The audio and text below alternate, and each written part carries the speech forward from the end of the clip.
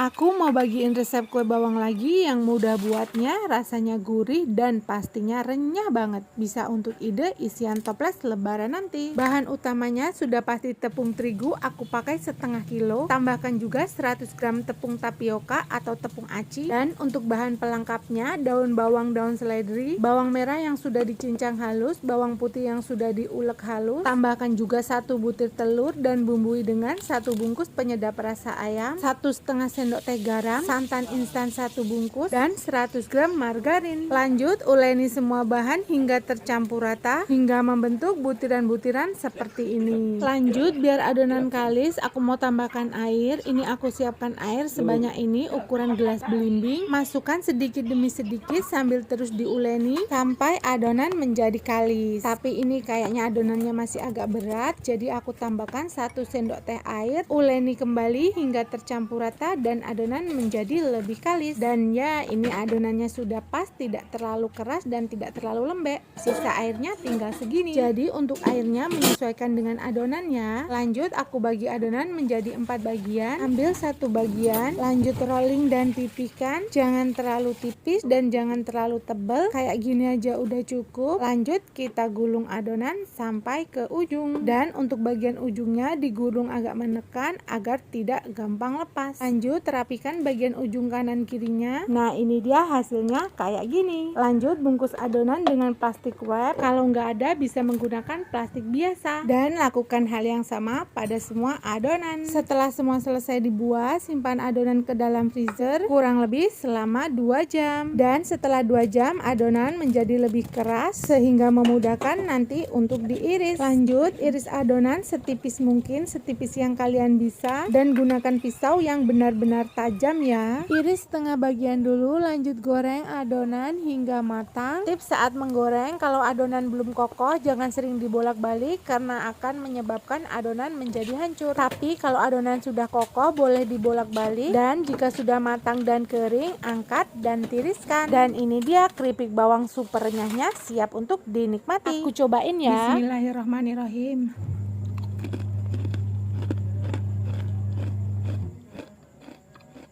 Semoga suka sama resepnya. Selamat mencoba dan terima kasih.